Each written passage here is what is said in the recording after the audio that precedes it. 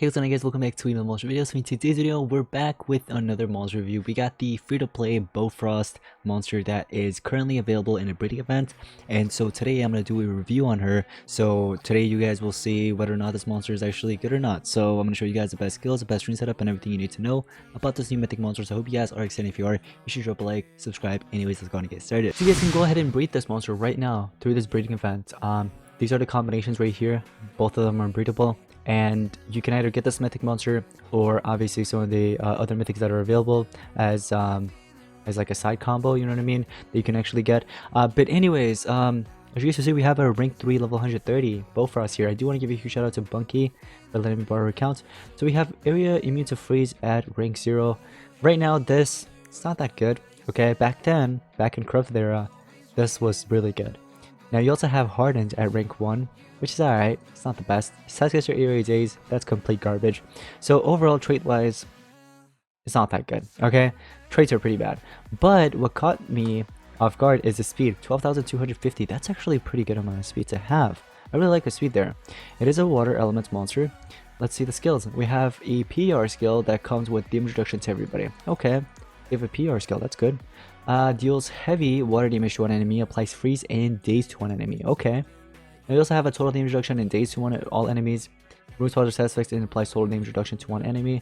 Now you do have a PR to everybody if you want to go ahead and carry this. This comes with daze as well.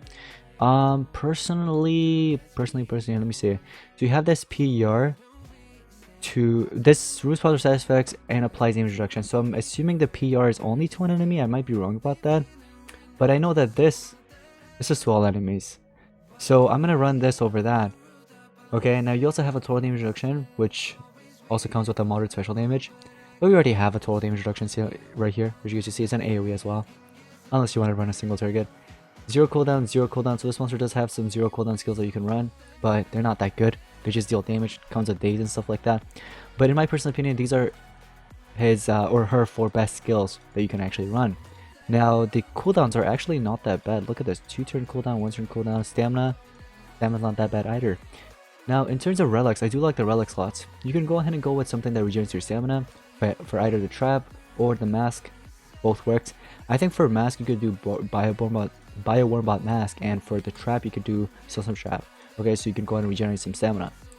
Now, in terms of talent here, I think what I'll do is I'm gonna go with this Black Moon. Okay, Black Moon goes well with many, so I'm gonna go with that. But anyways, so that's basically all these skills. Now the ultimate is called Ice Age. Ice Age, it's a PR to all enemies. It comes with a very heavy war damage that comes with Mega Freeze as well. The ultimate is actually not that bad. I mean, as long as there's no Megaton monster, there's no dodge area monster, it's actually not that bad. Now I completely forgot about the runes. What I would recommend is giving in basically triple speed. Yeah, just make this monster as fast as possible, basically. That is how you want to run her. Now, I'm not going to unlock that final one, but basically just imagine that there was a speed rune right here, okay? So triple speed. It doesn't matter what level they are. Just go ahead and give in triple speed, obviously. That is basically the best runes for her. So what I would recommend, I'm going to go ahead and actually head over to Adventure Map. Now, here's the thing. I'm not going to take it to PvP because if I take it to PvP, she's going to get destroyed. She's at 130 and she's not going to survive. There's just no way. But I would say it's probably going to be used more in Team Wars, I would say. You know what I mean? It's more of a Team War monster. So she does have the AoE PR, AoE total damage reduction, for example. So as you used to see, bam, total damage reduction is applied. I don't know why there's a freeze effect. You guys saw that? But this monster has total damage reduction, major damage reduction, 25% damage reduction, daze with burning, so many things. It's just crazy.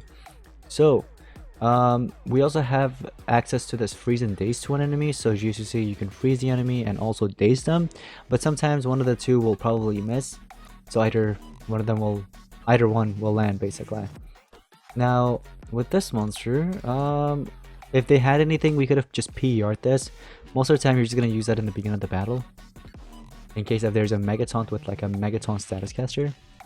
Or any other positive effects that they have, you know what I mean? It doesn't just have to be Megatons. We're going to go ahead and do the total damage reduction. Now, basically what that does is that the enemy won't be able to deal any damage to me. So I'll go ahead and give them a turn energy, as you see.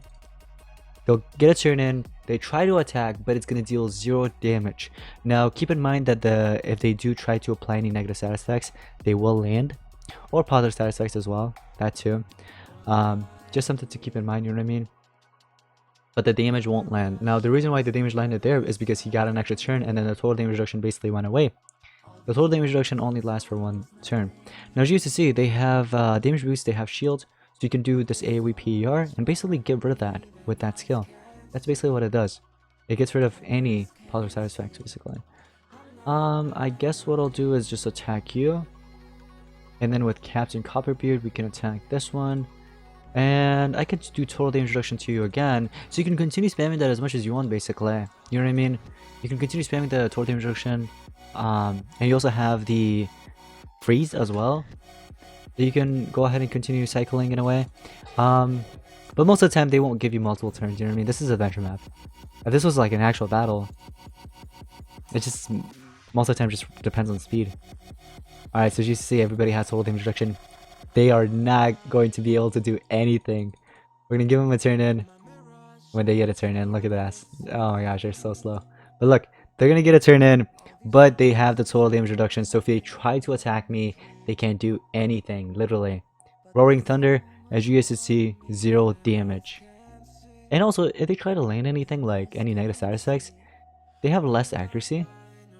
So stun landed, okay, but 0 damage dealt, basically. Let's see. VR Blade, stun landed, but 0 damage because of total damage reduction.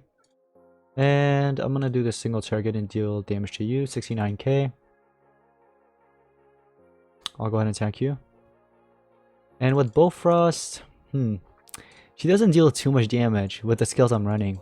Only one skill that deals damage, and that's single target. So you can't really rely on damage with this monster, honestly.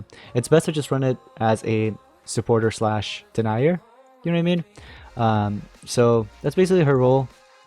She can freeze, she can apply total damage reductions with some daze, reducing accuracy, and also the daze also applies with her stats caster at rank 3.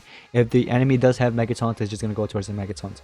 But anyways, overall guys, the monster is okay, it's quite decent, but it's not the best. So let me know in the comments below what you guys think about this mythic monster. But that's going to be pretty much it for today's monster review. I hope you guys did enjoy, and if you did, make sure to drop a like, subscribe. Anyways, I'll see you guys next one. Peace out.